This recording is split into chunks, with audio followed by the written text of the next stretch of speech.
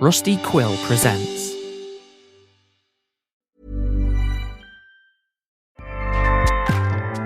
Acast powers the world's best podcasts. Here's a show that we recommend.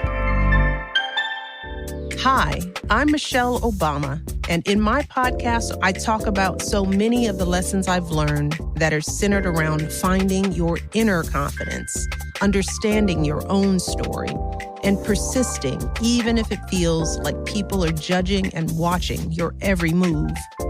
I get into this and a lot of other meaningful topics with some of my closest friends on my podcast, The Light. The Light Podcast is presented by Starbucks. Acast helps creators launch, grow, and monetize their podcasts everywhere. Acast.com. Sin Carriers, a Westside Fairytales story, contains violent, graphic, and often unsettling content. Further, it takes place in a period of American history where certain now unacceptable outlooks were commonplace. In the spirit of pulling back the lid on the mythos of the American Wild West, many of these outlooks are espoused by various characters, whether outright or through their internal dialogue. These characters' thoughts and actions are their own, and not those of the author. Listener discretion is advised.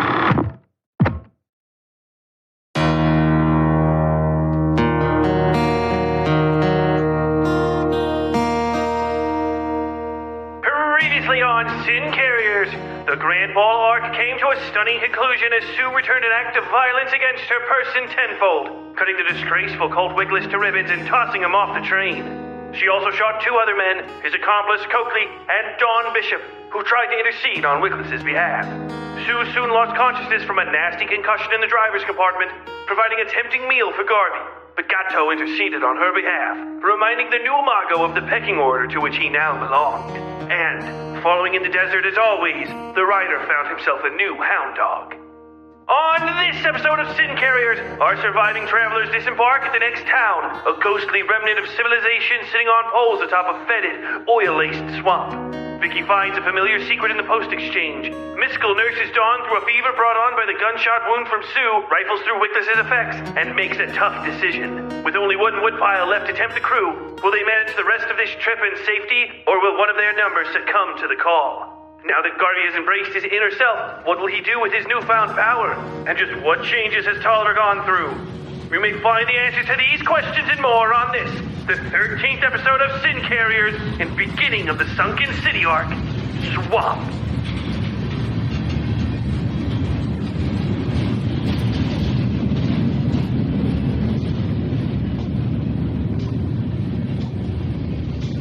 Tolliver, God damn you.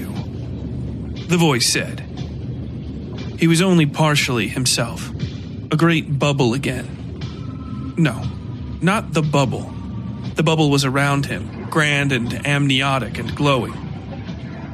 Patterns like a sundress draped over a pregnant woman's belly glowed over him, and he reached out with babbling glee toward them. His eyes had become myopic, drowned in the ethereal red of the womb he'd rebuilt for himself. This liminal dream space tightened around his throat on the second knock and began choking him on the third. There was no great, comforting womb, no sundress pattern beyond the firm flesh of his mother's belly, just dewy curtains pressed against a window in the early morning sunlight. His breath caught on something thick and foul inside his throat, and he fell coughing from the bed. It loosened and joined the slurry on his carpet. Good God, he whispered to himself.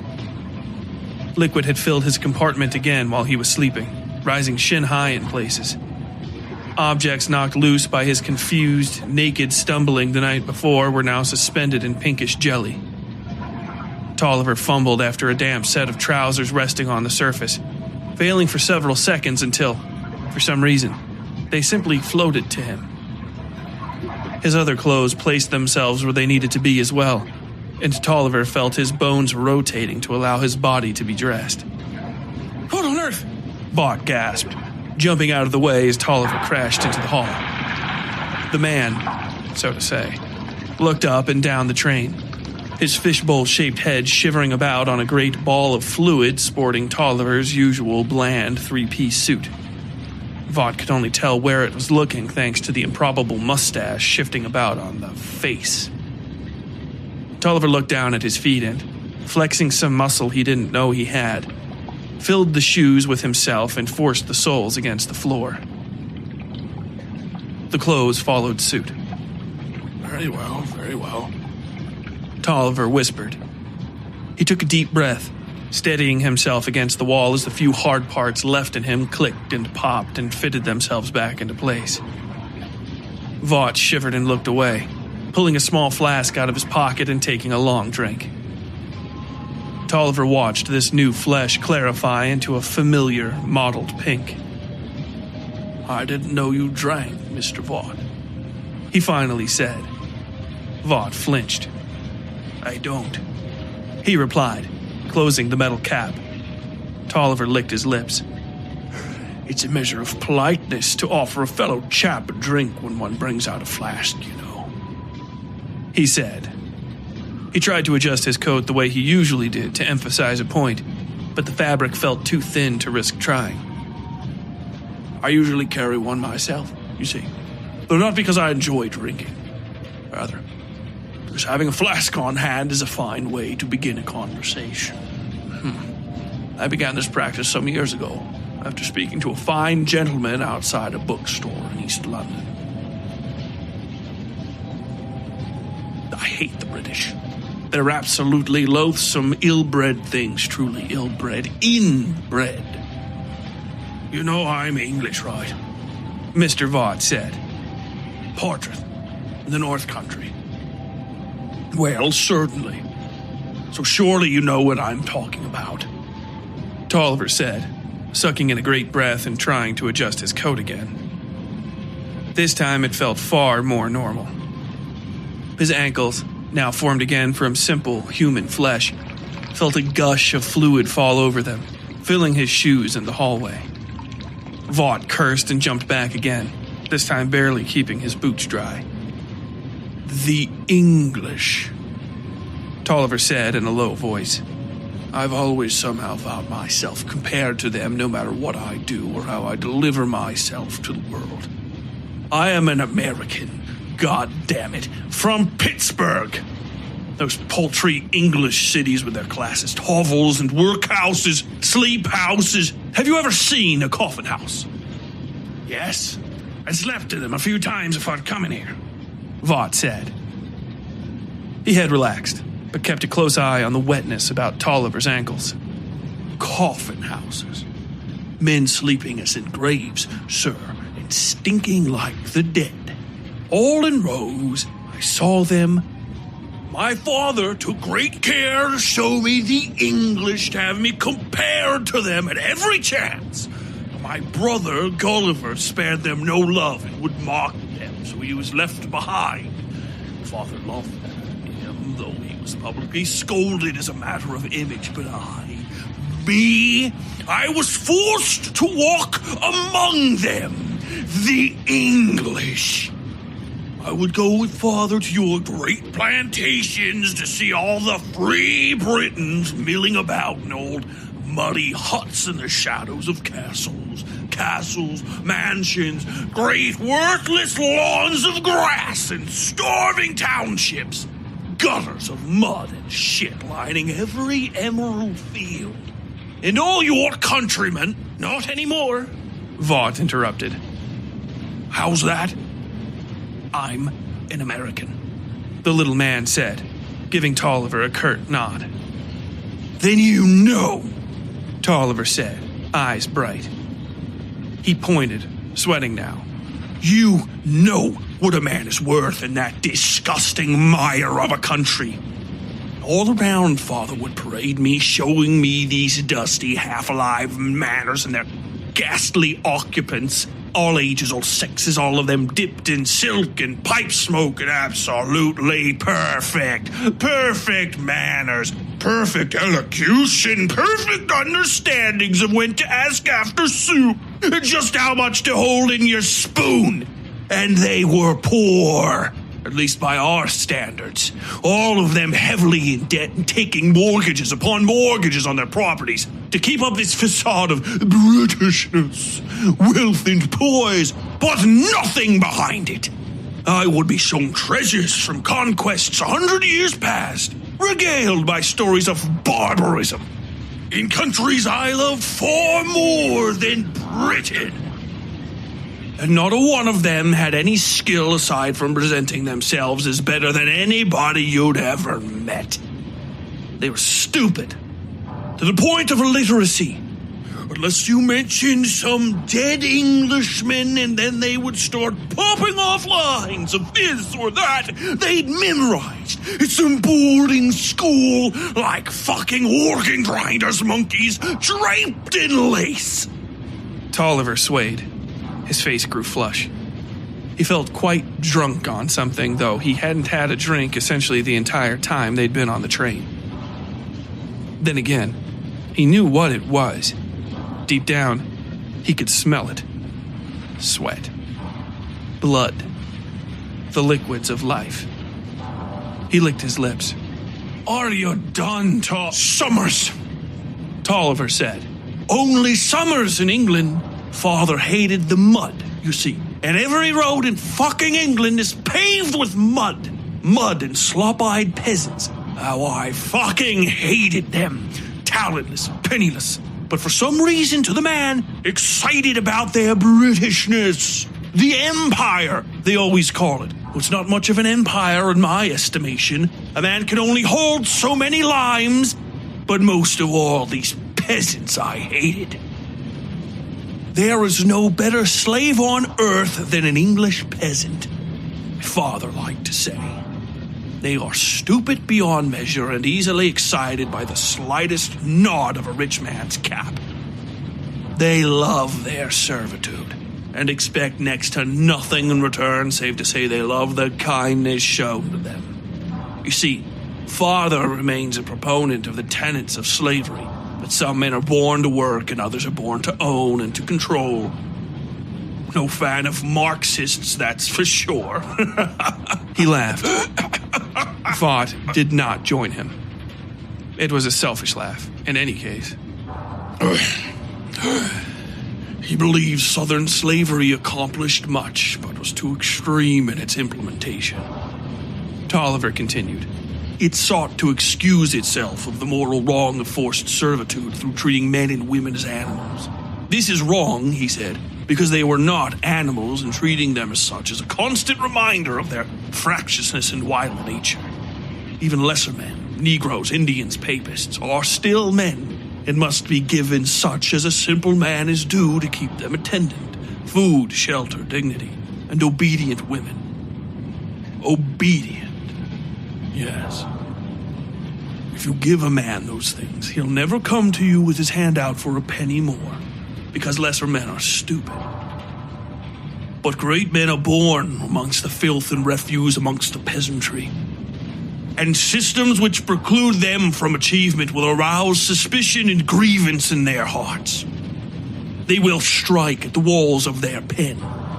In this, the English system is a failure, though its failure hasn't yet caught up to it. You see, amongst the perfect docility of the English is brewing a silent revolution. Men who see the inbred nobility for its weakness, its venality. They will learn better politic from us Americans than any that have ever existed. These low men will scratch gold from the dirt and rise up like smoke through the walls of power. They will buy titles and land from underneath the old order and rule that rotten kingdom from thousands of miles away. They will sell whatever you think of as England to every corner of the earth. It will belong to Arab merchants and Chinese opium sellers and whatever becomes of the Russians. I don't care about any of that, Tolliver. God damn it! Vaught said. He was well and thoroughly trapped between this wet, sweating mess of a theorist and the door to the dining car. A foul enough predicament, but one still heavily weighted in the direction of listening to Tolliver's conspiracies.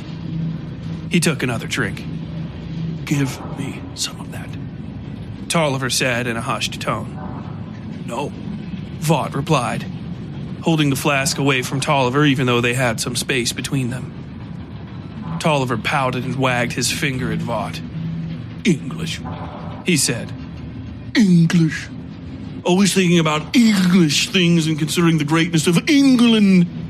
Talking about what if the colonies had stayed subject to their king. None of them with a speck of interest in things outside their own lands and titles. Worthless, all of them. No skills, no understanding of trade or barter or the trading of stocks. They hate money, talking about it, you see, because money is something you're born with if you're them. Ladies need only to flop about on their imported couches and wait for some rich American cock to come strutting through the door.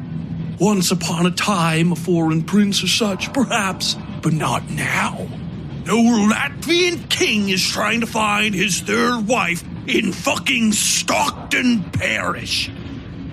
They might find me, of course, because father is interested in mushing up my parts with some English China doll to gain access to some old fucking rock landing her father owns in fucking Gibraltar of all places.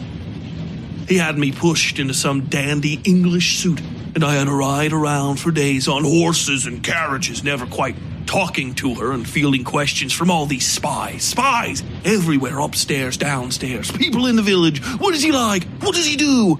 I was 17! I thought about women and killing myself. That's all I did. Gulliver. Tolliver's mood darkened. He seemed wholly himself now, though possessed by some new locomotion that clenched his hands and straightened his spine. His belly even seemed to have disappeared, giving him a shape like a caning awl. Gulliver ruined everything. Even though I thought I was already unhappy, he told me, "You're only here because you're just like them. You've got nothing to offer the family. He's marrying you off like a daughter." You see, he was right. I was like them. These inbred English poofs with their soft, gentle hands and their perfect manners. I was useless. I was riding with that girl, thinking about it, and I pushed her down and ripped her dress and slapped her breasts a few times. She was sweating, and it drove me mad to see it on her skin like that. When I was so forward, she seemed excited for the first time since I'd met her. She wanted me, for whatever reason, and that so repulsed me I left her in the mud and rode home alone. Jesus Christ, Tolliver, Vaught said, resigned. Give me some of whatever that is, Tolliver said, holding out his hand. Vaught glared at him. No, he replied. I don't know what's the matter with you, but I'm sure if you touch my flask, I won't want it back. I don't fucking care what you want, Tolliver shouted. The walls rang. Vaught wished right then he'd just left Tolliver to sleep. Getting the man up on account of the violence in the back cars was a formality, and a highly unnecessary one to boot. There were no records being made of these goings-on, and none ever would be. Give me that fucking flask, or I'll stomp you to death, you diminutive shit! You fucking peasant! Vaught spat at Tolliver's feet and chucked the flask at his head. The fat man did nothing to stop the missile, just let it smack wetly into his face. It stuck there, the cap end vanishing into his cheek. Vaught's skin crawled as the canister slid slowly to Tolliver's mouth. The effect was like seeing a brush glide through the paint on a fresh portrait. Tolliver's lips distended into a tube that twisted up and held the flask to drain into his throat. Then he finished, sniffed the metal, and swallowed the entire thing whole. I suppose you won't be getting it back, Tolliver said, the distension of the flask still articulating down his gullet. Vaught said nothing, did nothing, save wish he wasn't there. Tolliver stared at him a moment longer and then turned to leave. Don't touch that pile of wood, Vaught called after him. Tolliver stopped, saying nothing but conveying a threat to return with the tilt of his shoulders. Don't you dare. And that's not a warning from me, understand? Be a bully, if you want, Mr. Loeb. But you'd best remind yourself, you want to talk about lords and such, fine. Remember who's lord of this train. Tolliver turned to give him an ugly look. It made Vought sad, seeing him like that. Tolliver had been an idiot, and indecent, but never cruel. This change was for the worse. And it's not me, sir, Vought said. Tolliver's eyes flicked from Vought to the door standing shut behind him. The simple, flat steel had all the cheeriness of a coffin lid. Tolliver snorted and walked away, his legs wavering beneath him like a mirage. When he was finally gone, Mr. Vought let himself slump against the nearest wall and slide to the floor.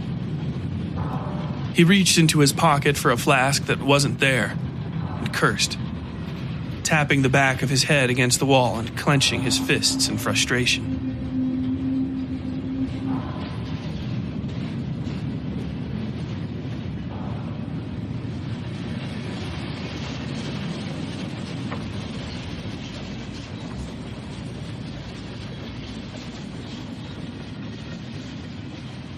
Garvey touched the sting the Castellanos knife had left on his neck.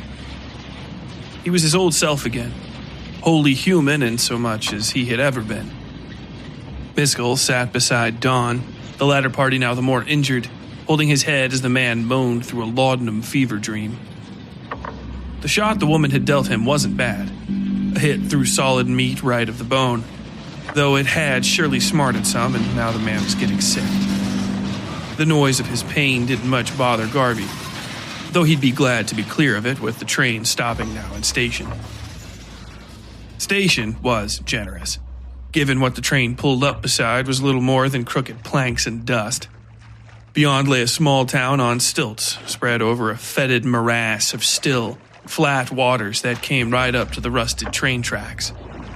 Pungent oil vapors rose from the water, fresh from the guts of the earth below. A sign behind the platform read, Italia. Thought we were stopping for repairs, Cutting muttered, sneaking past Garvey to stand on the platform. Nothing here but a bad smell. Town's dead, Garvey said in a low voice. He looked over his shoulder to where the last wood pile lay snug on its platform. It no longer called to him, which was regrettable. He'd enjoyed the connection and the dreams of Moira. He knelt and tasted the fouled pond beneath the platform, stretching his arm nice and long to reach. The waters felt slick and cool against his skin, and left a softening scrim of oil when they dried. "What are you doing?" Cutting asked. Garvey gave him a chilling look, and the short man rolled his eyes. Garvey stood and watched Cutting tromp carefully over the swaying bridges leading to the post exchange. Of all the other drivers, Cutting showed him the least respect, but was so neutral and incurious his presence never offended. The man's body was thickly built. He was short compared to the other drivers, but not really fat. Garvey had seen him handle horses with a sureness befitting a man twice his height. But Cutting had never put that strength to use in any dangerous ways. He never fought, never raised his voice, rarely fussed. Curious. He was curious. Only now that everybody else was either dead, disappeared, or injured did Garvey really notice him. He was always around, but always quiet. He'd considered Wickless the most likely one to have called the Pinkertons on their train all those days ago. But that explanation had always felt too easy. Wickless had been, probably, nothing more than talk most days. It was his only real consistency, save his urges. Could a man like that go on so long without dragging somebody into his machinations? Not likely. He hadn't even been able to rape that violent little chicken hawk with Coakley's help, and now both men were done. "Lord, oh Lord, I don't think I'll be selling anything here," the chubby boy, Vicky, said as he stepped out onto the platform. Garvey looked him over, but Vicky didn't notice. He was chatting up the black boy and straining his neck to better see the ruins around them. Their feet knocked loose bits of splintered board and dust that fell across the black waters and sent ripples rolling far out of sight. Atalia. I think that's Hebrew.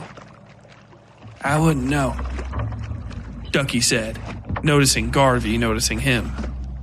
The lanky, unsettling man nodded to him and followed the only other unhurt driver across the bridge into town. Ducky spit on the floorboards between them and rubbed his thumb against his forefinger, making a nazar without thinking and shuddering to himself. What the hell are we gonna do here? I'm not sure, really, Vicky said. What we are going to do here. Mr. Vaught seemed fairly keen to stop and get fuel, as I recall, but I can't say where he'd find it. The young man swayed a hand over the town before them. It lay at odd angles in the morning sun. Every building rested upon tilted sticks jammed down into the mud beneath the water. It smelled like a sewer, but not so badly they couldn't breathe. I don't like this place one bit, Elam said, joining Ducky and Vicky on the platform. The scarred priest fell in behind him, adjusting the circular rim of his hat to shade against the sunlight reflecting off the fetid pond. What are we supposed to do here anyway? If anybody lives in this place, I don't want to meet them. Agreed, the priest offered, turning from the others to scout the direction they'd come from. The tracks stretched into the sandy distance, disappearing beneath an arching stone formation that marked the end of the expansive valley they'd been traveling through for days. It was a miracle the train had made it up the slight grade to the formation. The security car had lost a full axle, which had snapped loose and damaged more of the undercarriage. They'd limped toward station through the night, moving no faster than they might have walked. If anything behind us is at least as fast as a horse, we've only got a few hours on them at best. At best, what's the rest? Vicky asked. The priest started to answer him, but he continued. What's the rest at best? The interruption so startled the priest that he blinked several times before attempting to speak again. Vicky coughed and tried to pretend he hadn't done anything odd. Ducky sighed and patted him on the back. The priest coughed. I think we're looking at maybe an hour. And there's nothing here to set up the way we have before. It's all too low. He seemed to consider some things while looking over the city and shook his head. We need to cut loose what we can and go, is my opinion. In a lower voice, he continued. Not that there's much left to lose on this trip. Elam looked at the back car. What about the mad woman we have sleeping back there? He asked. All those assembled averted their gaze or scuffed their feet. A little of both. Is she going to, are we going to turn her over? Fuck no, Ducky said, almost glaring at Elam. The young accountant exchanged glances with the former dockworker, sharing a look with each other neither could fully make sense of. Elam opened his mouth, closed it, and tapped his foot on the ground. A chill rolled over his spine as he heard the years-distant snap of a rope as a body stretched long beneath it. Click. We should probably consider it, the priest said, interrupting the long silence. She seems like a dangerous person, which is fine for the work at hand, but I'm not sure what place she has in society. He looked at the ground, thinking on old wounds himself. His fingers brushed his throat and then the scar on his cheek. A man who does not seek justice on his own should be delivered to it. Whoever sheds the blood of man, by man shall his blood be shed. For God made man in his own image. That's the most word I've heard from you all trip, Ducky said, leaning his head to the side. You dress a certain way, but you got all them rifle skills. Why are you so keen on turning her in? The priest searched the ground at his feet and gave Ducky a look of desperation so sudden and conflicted the young man took a step back. Elam raised an eyebrow. For the wages of sin is death, the priest whispered to himself. He began to mutter in Latin, looking then much younger than he actually was. Ducky glanced from him to Elam, who met Ducky's gaze again with that same unfamiliarity and then turned to look at the car where Sue now slept. Gatto had brought her to her bunk and pulled her boots off so she could rest. He'd told Elam that the little masturbator had probably cracked her skull a bit, but she'd pull through. Well, I'm sorry to say this, but I don't think I'll be allowing any of you to speak to the authorities on Miss Sue's behalf, Vicky said. They all looked at him, that chubby curiosity. He stood with his hands in his pockets, watching Tolliver Loeb follow his daughter and the Russian off the platform. Mr. Vaught hurried along behind them, a serious look on his face. Vicky turned back to the group and smiled, wiping his brow with his arm and picking up his suitcase. The plane of his eyes never met theirs, but he nodded as if they were all in accordance. I don't think so. No, he repeated himself, walking away at a brisk pace. I don't think so. What's all this standing about? Tolliver asked, stumbling off the forward cars. The man seemed bent, barely able to walk on his own. Vasily, eyes serious, darted around him and made his way toward the post exchange, muttering under his breath. Tolliver tried haranguing the man about something as they got off the train, but Vasily ignored him. Of all the people he might have stopped in front of course, Tolliver chose Ducky. He crossed his arms at Tolliver. Well? The fat man asked. Ducky might have just told him to get stuffed, but something seemed terribly off about Tolliver. He stank, for one, though it wasn't a smell Ducky could place. Maybe something close to that smell some folks couldn't ever shake from their breath, or the smell of the terminally old. It was rank and wet, worse even than the swamp beneath them. Moreover, Tolliver's eyes seemed to rock and roll about his skull while he spoke, never quite focusing on Ducky. But he could see, could feel the man's focus on him.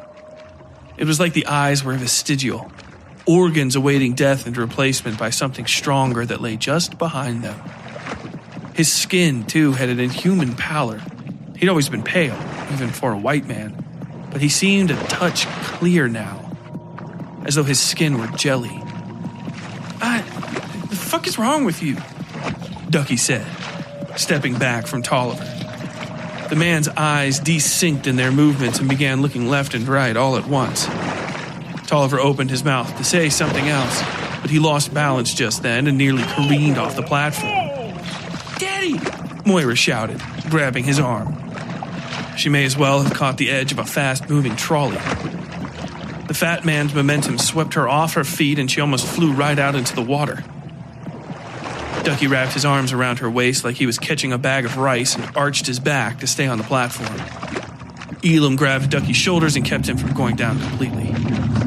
Then he was standing there with her in his arms like they were about to dance. Something electric rolled up and down Ducky's spine. Moira looked into his eyes, a smile softening her face for just a second, and then she made a horrified expression and pushed his hands off her. She stormed away from him. "Yeah, okay," Ducky shouted after her. Elam laughed at him and their eyes met for a second. Both of them fell into awkward laughter, into which the priest joined. He was stuck at the far point of the platform behind them, unable to get away. Mildover took a breath and watched Tolliver stumbling near the edge of the platform. The boys were all but clapping each other on the back now, and he could tell part of this act was a powerful insinuation they wouldn't be going to Tolliver's aid. The man seemed even more heavy-set now than he did just a moment ago. Wobbly, as though he'd soaked up water like a sponge. He stepped off the platform and Mildover grabbed him by his collar.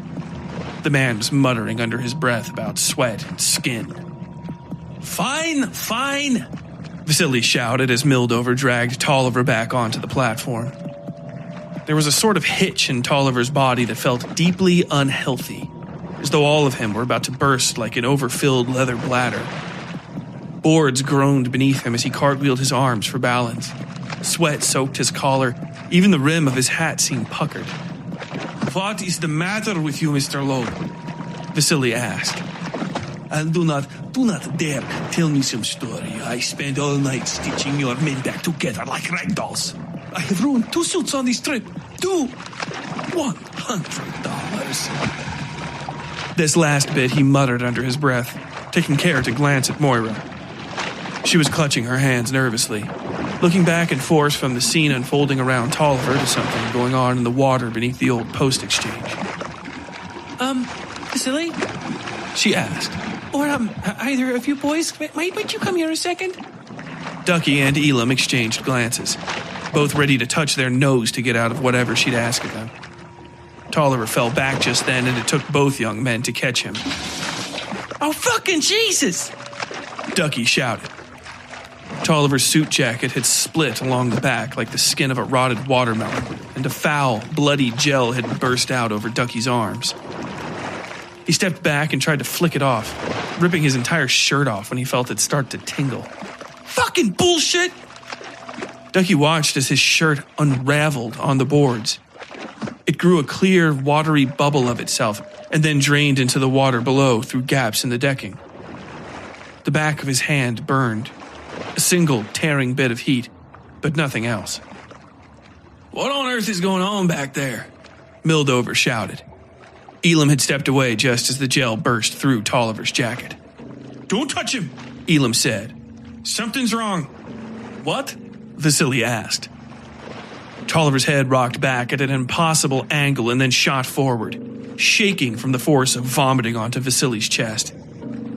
Everybody froze. Mildover took a step back and had to turn his face to keep from vomiting himself. Vasily took a quiet, unsteady look down at his trousers and shirt front.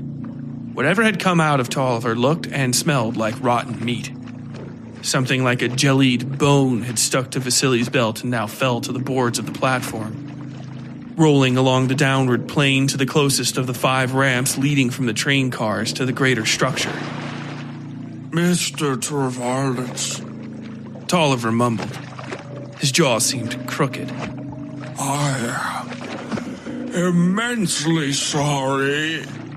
Vasily screamed something in Russian, snapped his hand to Tolliver's face, and a gun appeared out of nowhere. Wait, hey! Elam shouted as well, leapt forward, and pushed Vasily's arm into the air before he could shoot Tolliver in the forehead. The little gun popped several times, bullets whizzing away into the air. Vasily tried to bring the gun down on Tolliver, but Mildover jumped in as well, dragging the man away as best he could while avoiding the gore covering his chest. Oh, the sun!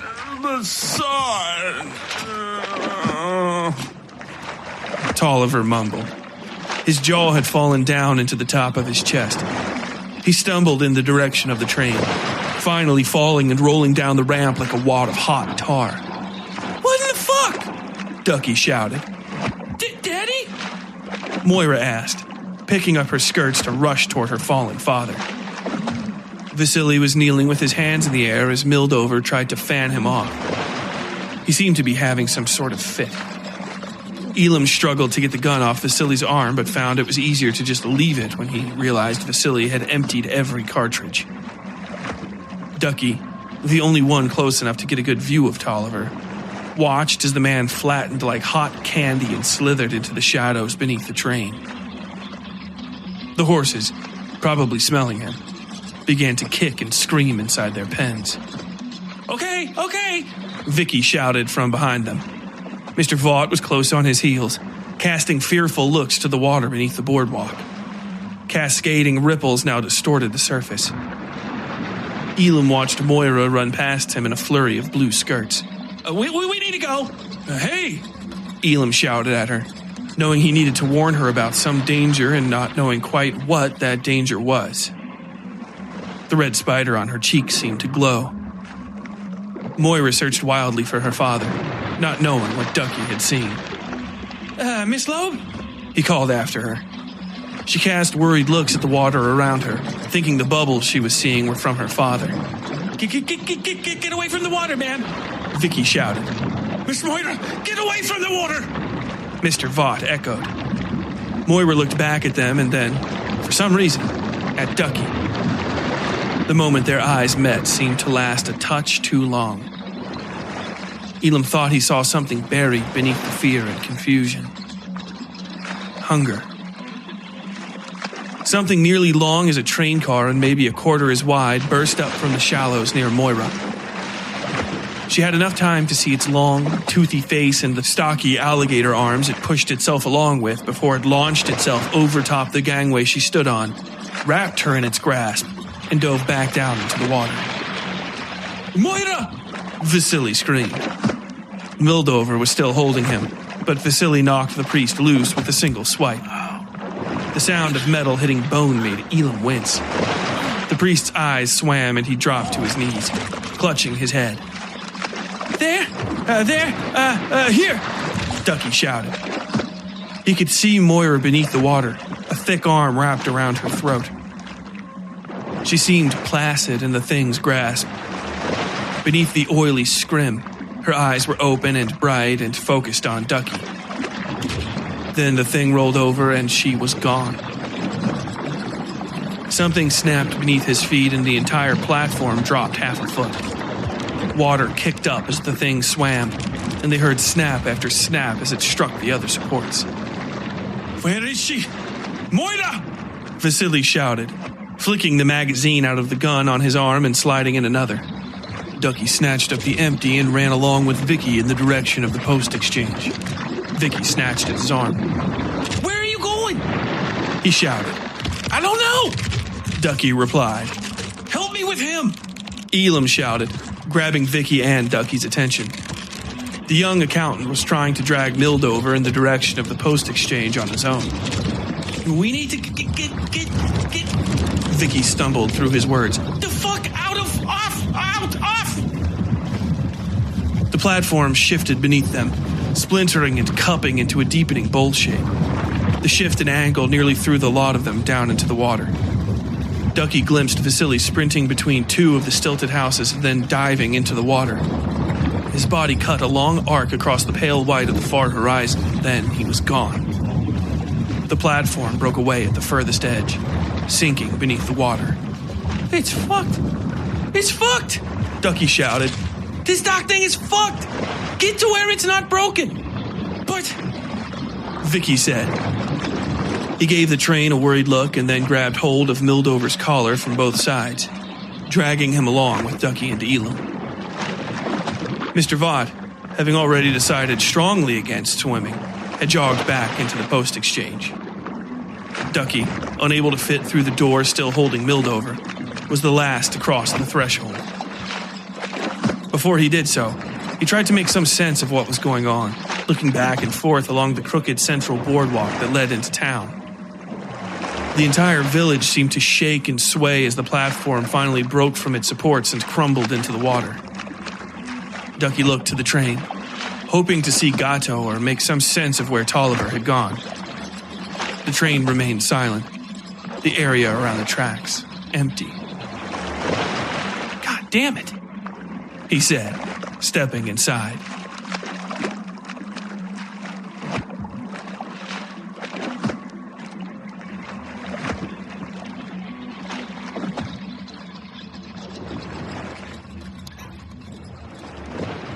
Vicky walked into the ruined post exchange, finding its condition much better than expected, if still fairly dismal.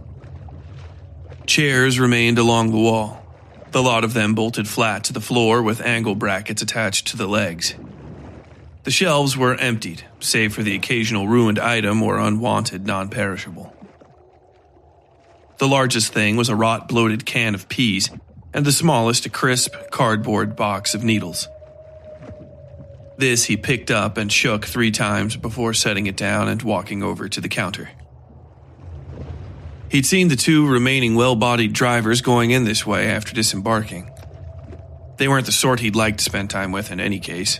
Garvey was unsettling and Cutting had furtive, curious eyes. But with Wickless torn up and tossed off the train, there wasn't much he was worried about in the way of interactions. It seemed it wasn't something he'd have to fret about regardless. Footprints in the black-gray mold covering the floor led into and then out of the post exchange through a back exit. He had the place to himself. 100 houses here for the vultures to pick at. Vicky thought to himself. It was a bothersome concern, the dead town. The way business was done out in the West was as laissez-faire as it got, of which he was sure his bosses approved. Great hands reached out from both coasts and plucked every sweet berry in the West and Midwest until the land went sallow and seedless. He wasn't one for the Marxists. He found them encumbered by self-importance and useless dreams. But it seemed they were right about the dim future of capitalism. More places than not out here along the steel lines between the cities were now dead or dying. They grew useless and withered and were forgotten. Most left as bad as this one or worse. Poison in the air and water, and the people. It made bad business for men like him. He sold typewriters, and a rich man could and would only buy one typewriter, maybe a dozen for a business. But in the neighborhoods around the cities, literate mothers wanted typing sons and daughters. They all bought typewriters, hundreds, thousands. When these middle-class folk were burdened with money, they unburdened themselves on folk like him. Salesmen, cooks, launderers, and masons. Craftsmen, artists, and writers. Journalists, grocers, and electric men. The trades were endless. But none of them knew what he knew, traveling out into the great dust bowl they were making of the harvest lands. Time was ticking down on America, not rocketing up like the company's Wall Streeters like to tell him. The cities thrived on the exploitation of Middle America for their businesses. Middle America thrived on the exploitation of the workers and the land, but left little reimbursement. Nothing was planted after harvest save salt kernels left by mining, by oil drilling, stinking water and rising red tides.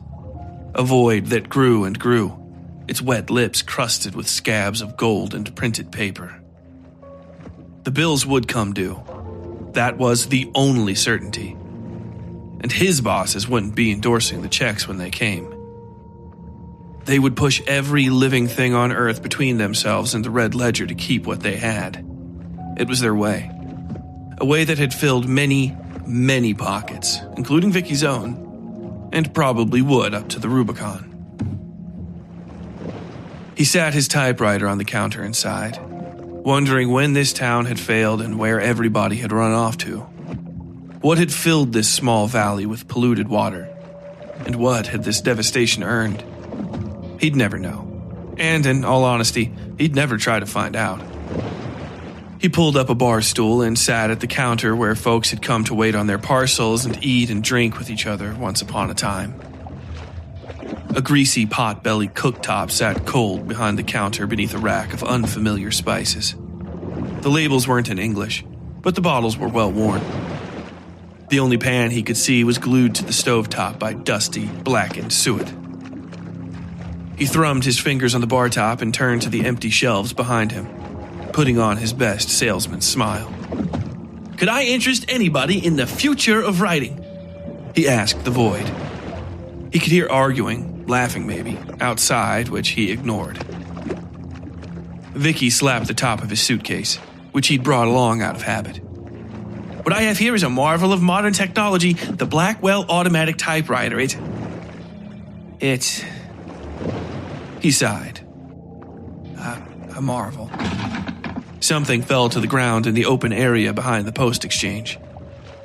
Vicky looked up and saw shadows moving about out there, possibly agitated, certainly more interesting than sitting there talking to ghosts.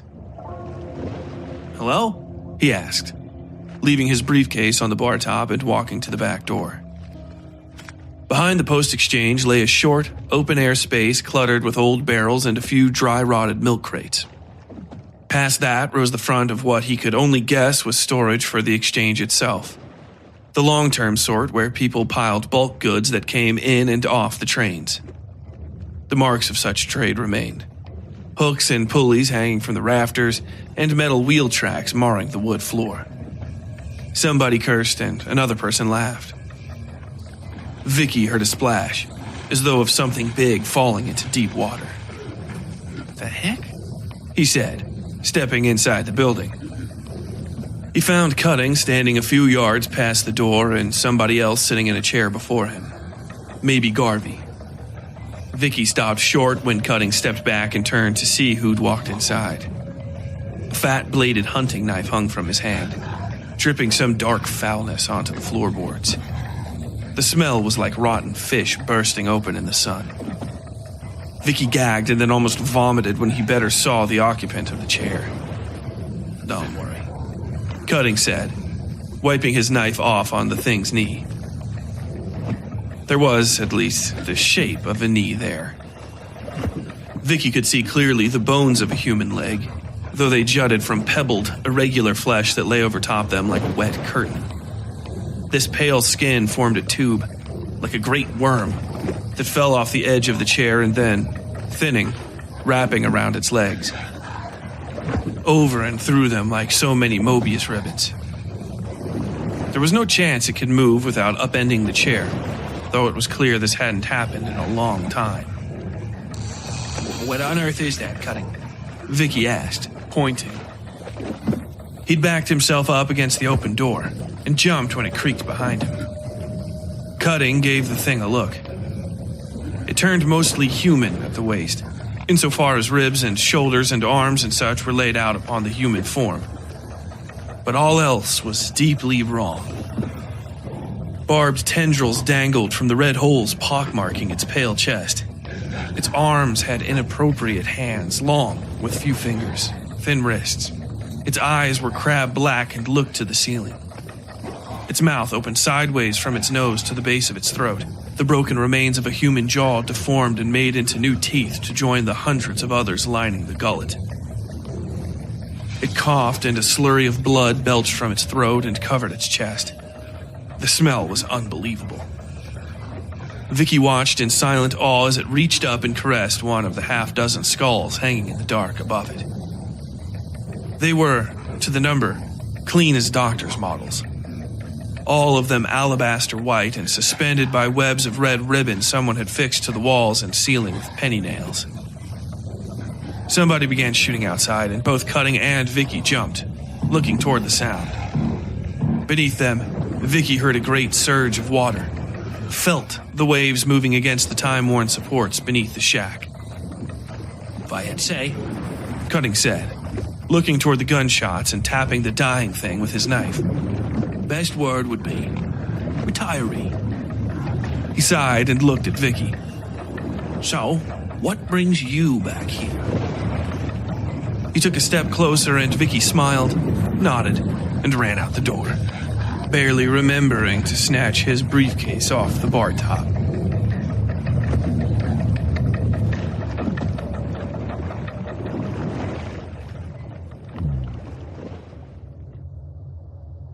Miskal watched Don slip in and out of his fever delirium, thinking of the moments leading up to and after the gunshot. He'd have stopped Don if he'd known what the man was doing. They were all so gobsmacked seeing what that woman had done to Wickless, he was surprised Don could move in the first place. Looking back, it all blurred together in a warp of smells and sensations. Gunsmoke, blood, Don screaming, Wickless screaming, the shot itself. He put his hand on Don's brow, listening to the man muttering under his breath. It was all nonsense, but it sounded like a prayer. To whom or what, Miskal could never know. But the man calmed with the cool weight of Miskal's palm on his forehead. He sighed, smoothing back Don's hair and then wiping the man's sweat away on his jeans. "We're in a sorry state, buddy," he said. "You better pull through, though. If only on my account.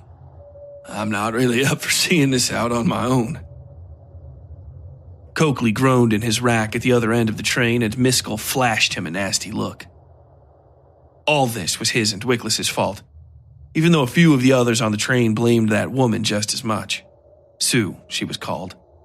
It was hard to disagree with them, after a fashion.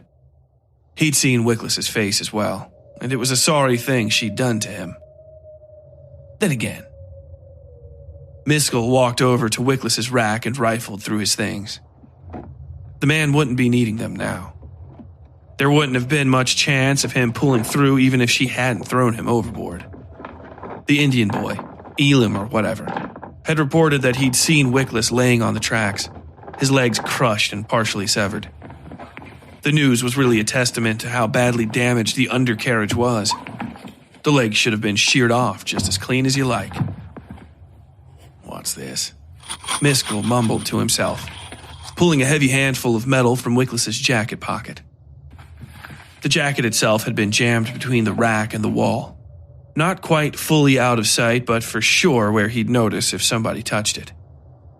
There really wasn't any hiding things in the sleeping car, and none of them had crates they could lock or anything like it. Tucking things away so you'd notice if they'd been rifled through was the only way to really keep your stuff safe. That or keep it on you. "Mother of God," Miskal whispered, looking up and down the car. Wickless had crumpled several $100s and who knows what worth of gold coins together in his pocket. They weren't even coins, really, but little flat bars with stamps on them.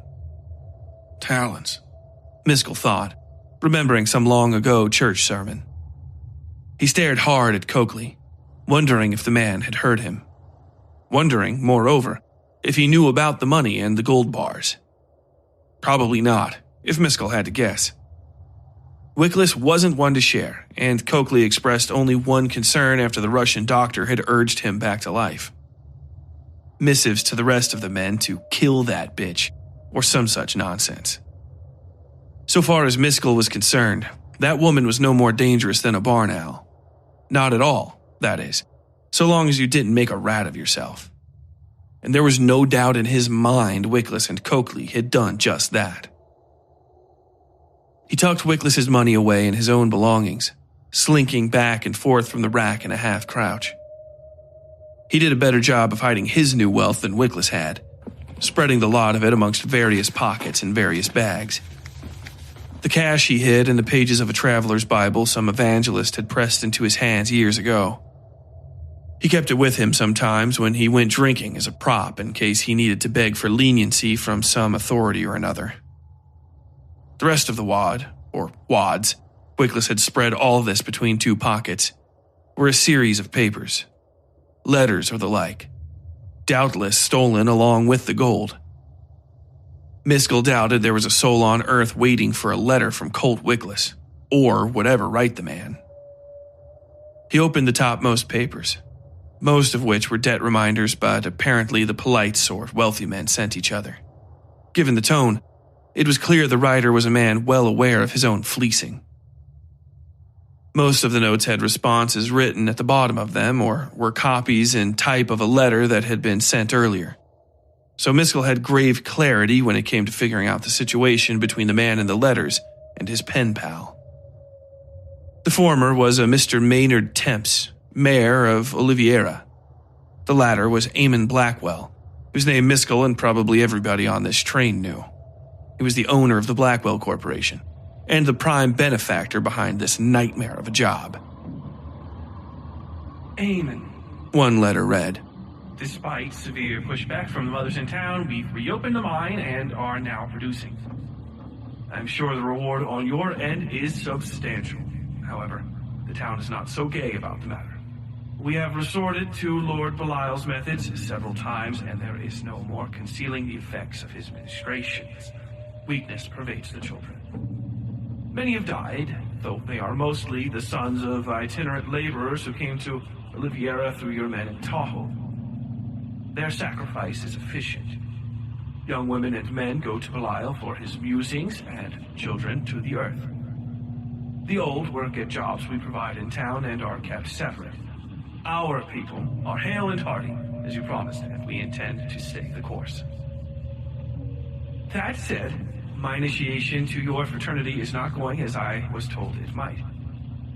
I have done the necessary rituals with Lord Belial, who was, I'm afraid, not as gregarious as I thought he might be with our becoming brothers. I received no visions. I do not feel I have been burdened with any purpose more glorious than our own stated goals of reforming the Confederacy under the auspices of the current state. It is not to say I am not grateful. However, I do wish to be assured I will be assisted through any complications that arise. I have a great deal at stake here. As we are both gentlemen, I assume as I send this that all my worries are unfounded, and will be assuaged by your forthcoming response. Yours, Mayor Maynard Tempes, Oliveira, Nevada. Maynard. The response at the bottom read, It's very good of you to write. Your message is well received, and I assure you, everything's going according to the plans we set in motion in Washington. All my best to Doris. Miskal flipped the letter over, scratching his forehead and tossing it aside on Wickless's bed. He wondered if the man would have read any of these and fairly doubted it. That Wickless could read more than what made a bill $1 would have surprised him. Almost on cue, Coakley began moaning in his rack. The sounds were as pitiful as they were loud. A constant, ailing wail like a cow giving birth. At his worst, Don had screamed like a man and then fell unconscious with all due grace and dignity. Even in his sleep, the man seemed to grit his teeth in silence. Miskal ignored Coakley and checked on Don, sighing when he saw there'd been no change. Some commotion had stirred up outside, but he ignored it. Gunfire alone might rouse him, and even then only to ensure Don was fine and maybe drag the wounded man out of here. It was odd, this connection that had built between them. They had always been friendly to each other, but the madness of this trip had compounded their friendship, their closeness. It was nothing short of the truth to say they both owed each other their lives. Don had dragged him out of the pub on that hellish night, and he had held Don's bleeding leg until the Russian had gotten it wrapped and sewed. More than anybody, he wanted to get through this with Don. Miskal flipped through more letters, bringing himself closer and closer to the current date with each he read. The mayor of Oliveira wrote once a month at first, and then weekly after the first few letters. They grew arrogant, upset, and then they became great missives on the importance of trust and reconciliation. Threats were levied, doubled down on, and then retracted with great bursts of flowery language. The people in town were dying, and those who didn't die changed. The deal originally struck on the mayor's behalf only proved a half measure, and the sickness spread from the workers to the regular townsfolk. The mayor often repeated a phrase at this point, White Death, and Miskal couldn't quite figure if he was being racist or describing the otherwise unnamed disease. White Death will be the end of us, our future, is how he most often used the phrase. Other than that, Miskal could only gather the most vague of symptoms. This mayor never seemed keen on describing things outright, and Miskal could tell there was some caution in the way he wrote, as though he were intent on concealing a conspiracy he was only partially afraid of, and even less involved in as the letters continued. It was clear near the end he knew his place was far, far lower on the food chain than Blackwell. In the last letters, he begged outright. Doris was deathly ill. The children were all dead or missing. Worst of all, the White Death had begun to manifest changes in the sick. Amen. The letter read, God damn you, sir. I am not convinced the man to whom I now write so often is that same warm gentleman I met in Washington nearly a year ago. Our people are dying. Our people. White women, white men, white children. The scourge unleashed on those unhappy numbers brought here for work has jumped fully into the Christian population, and now we are succumbed to it. Your aid has not arrived. Your promises have not been kept. I am eager to call you a liar, sir, and myself a fool for believing you understood and supported the progression of white Christian values in these dark post-revolution years. Our noble cause will never be lost, but I will be lost. My beautiful Oliveira will be lost. Time narrows like the threads on a screw. My Doris, who took you in at our apartment in Washington as though you were her own brother, has undergone disfigurements unlike any I have ever seen. Her body warps and writhes as though the devil himself were redrawing her from the inside. Our last remaining children... The pen paused here, leaving a great blotch of ink.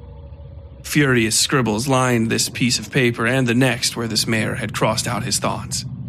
Some hints of them bled up through his obfuscations. Livers lying outside the body, and feeding on blood and screaming through the night. But that was all ahead of the final paragraph. It seemed that at some point, the mayor had outright dumped his entire inkwell onto the page. The last words were written in a shaking, furious hand. I am unable to move from my chair for long periods of time now. And when I do, I feel a great stirring within myself. I spend those long hours listening to my wife dragging her body around the lower floors. Perhaps it is here you will find me, should you ever return. The note wasn't signed, and there was no return message. Probably it hadn't been sent before Wickless found the man's papers.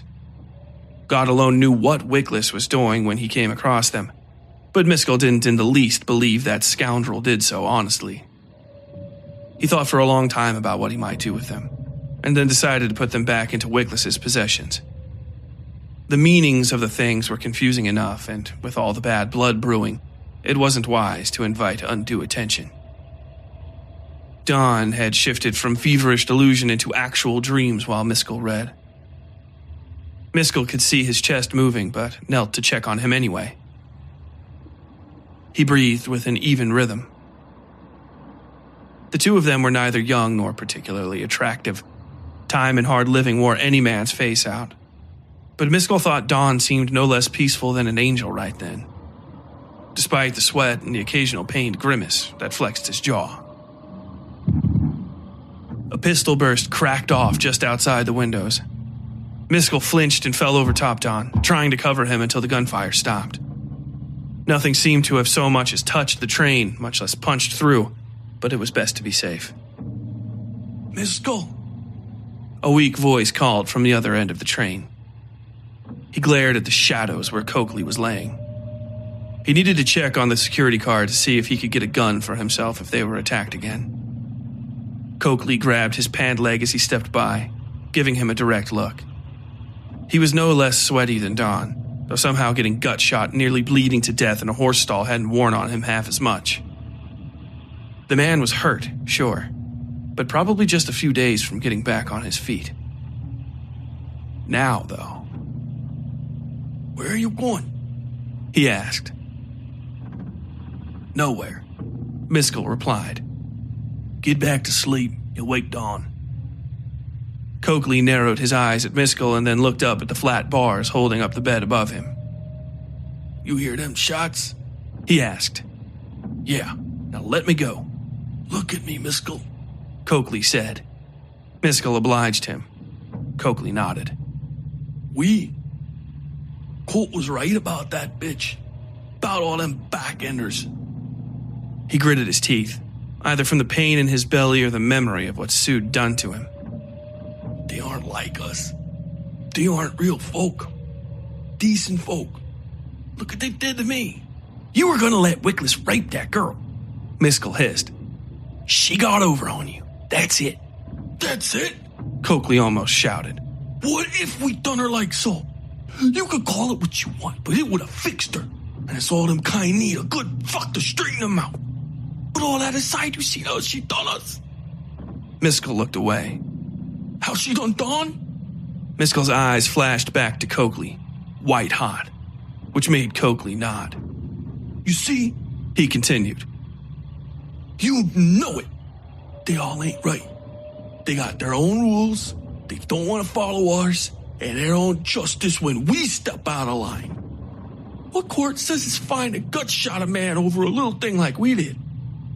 She ought to just cried a little like any other girl.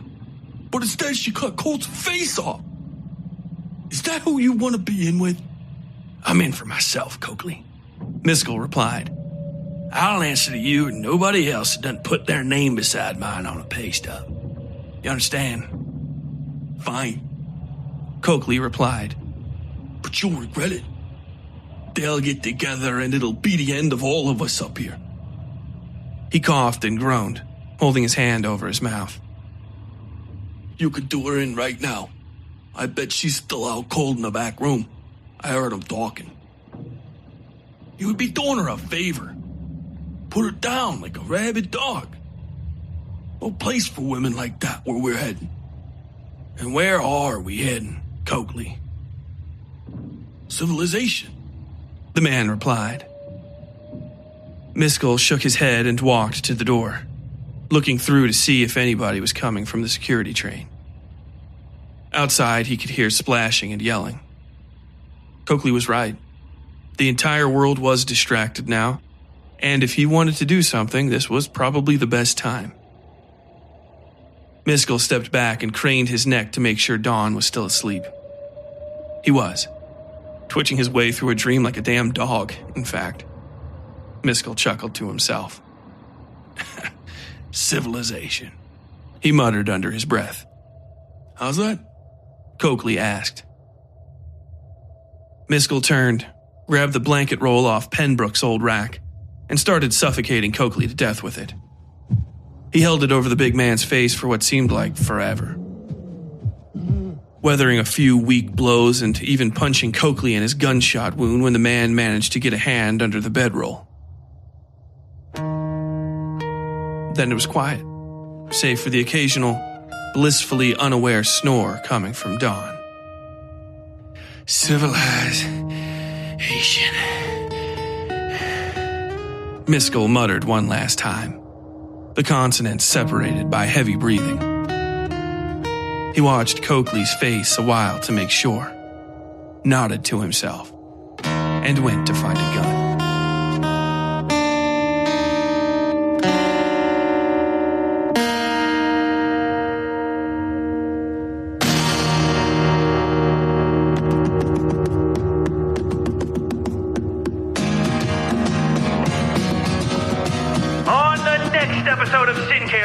The rider and the must arrive with the rider's new pet in tow, preparing for their own assault on our bedraggled travelers. Sue suffers through fever dreams as she recovers from the concussion Wickless gave her. Tolliver finally stands up for himself. Vasily fights for his life in the fetid waters beneath the town. Mildover is terrified by something familiar, and Vicky finds himself sent off on a solo mission. What is the beast beneath the waves? A new and terrifying demon, or one we already know? Will Tolliver's new existence become a freedom for him, or a burden beyond his means to carry? And what secrets does this new location hold? You may find the answer to these questions and more on episode 14 of Sin Carriers, Snake. And until next time, as always, stay safe out there.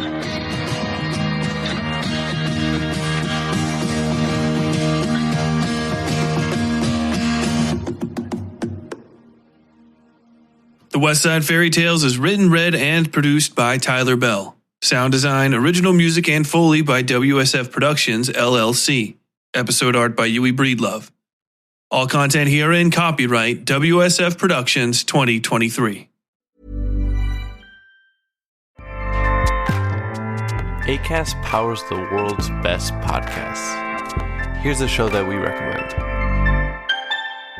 Hi, I'm Michelle Obama, and in my podcast, I talk about so many of the lessons I've learned that are centered around finding your inner confidence, understanding your own story, and persisting even if it feels like people are judging and watching your every move.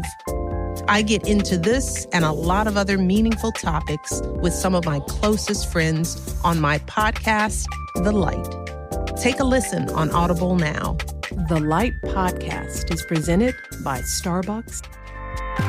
Acast helps creators launch, grow, and monetize their podcasts everywhere. Acast.com. Something's not quite right in the quiet mountain town of Targrady, West Virginia. Months after a local teen was lynched in the dead of a hot summer night, two men stand charged with murder in what the majority opinion considers to be an open and shut case. But Adelaide Stevenson, a young crime reporter from Charleston, is finding out the smallest cracks in the official narrative run far, far deeper than she could have ever expected. Join Adelaide in West by God as she navigates small-town secrets, the dubious ethics of her own profession, and the dark whispers of an ancient creature, known to some as the Witchem Woman, who prowls the shadowed hollers that lie between night and nightmare. Sent on overnight assignment to cover the start of the trial, Adelaide quickly realizes the story she's been told, and been telling, doesn't make sense. Cryptic assertions of a concrete alibi are emailed to her by the family of the accused. Nobody in town seems comfortable discussing the basic facts of the case, and the murder she's been writing about wasn't the only tragic death this summer. Adelaide extends her stay against the wishes of her editor, and her investigations take a complicated and dangerous turn as she discovers the true depths of the mysteries surrounding Targrady. The only real evidence from the night of the murder may lie in the hands of a notorious local crime family led by an enigmatic woman known as the Fetid Queen. Local authorities seem to grow more hostile by the hour, and even Adelaide's own career might not survive this assignment. Featuring an eclectic cast of characters ranging from violent and horrifying to outlandish and fabulous, West by God is a must-read novel for anybody who enjoys Twin Peaks, Stephen King, and all the creepy places you find just off the path in the woods. It is the debut novel of Tyler Bell, a USMC infantry combat veteran, former crime and courts reporter for the Charleston Daily Mail, and creator of the award-winning Westside Fairytales horror and dark fiction podcast. Due for release by Henlow Press in October of 2023. Learn more at westsidefairytales.com/westbygod.